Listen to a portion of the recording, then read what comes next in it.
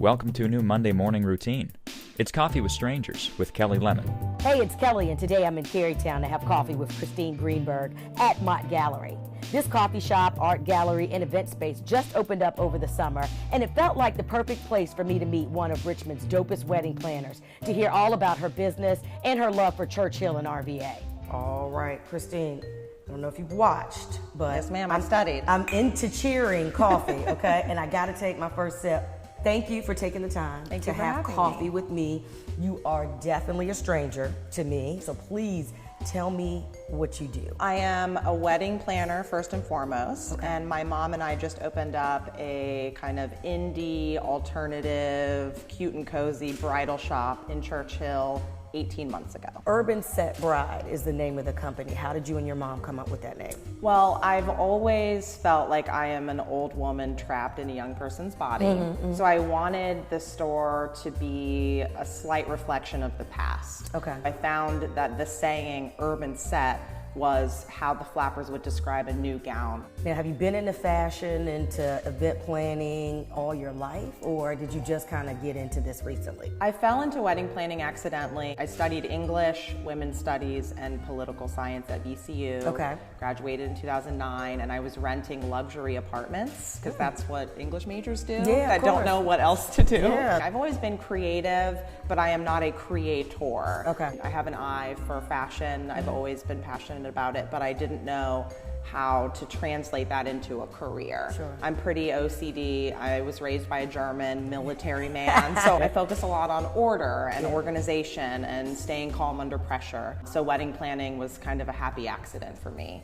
Are you from Richmond? And I'm hearing German military man, so it must mean you're a military brat. Yes. Okay. Proud Army brat. Okay. So I moved every 2 years my entire life until college. I had an amazing childhood. I grew up mostly in Germany, but got to travel all through Europe with my school and with my family. I think Richmond translated really well from Europe. VCU was a really nice little safe zone for me, and opening a business here has been a blessing. It's nice that this whole community really supports each other. The wedding community in general is so collaborative. It's not catty, and everyone really lifts each other up, but Richmond as a whole is like that. Yeah. It's nice to open up a business in like a southern little town that has all the perks of a city. And you've gotten recognized. I mean, only been open 18 months, but you won some big awards. This year we've won Best Bridal Shop over all of our competitors. You just got married.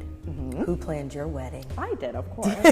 I wanted to say, did you let anybody else get involved? Yeah, I tend to grab onto things and not let go. Yeah. I actually did someone else's wedding the day before mine, you didn't. which was also my birthday.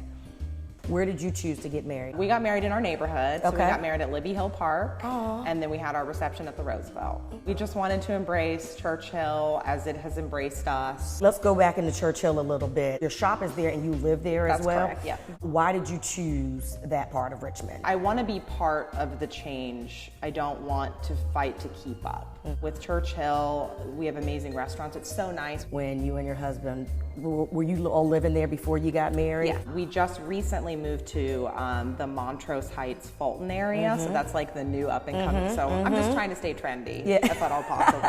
We're looking to buy a house soon, so we're trying to test out little neighborhoods and see what we like and what we don't like, but Church Hill's always going to be home. I love living in the East End. I love the diversity. What do you do on your downtime? I watch really trashy television. Yes. Like, I probably don't even want to tell you. No, please. I've just started watching Gilmore Girls because I missed that whole thing. Okay. Because I was in Germany. Okay, So I'm okay. binging on that. I listen to 1980s hip hop in my car.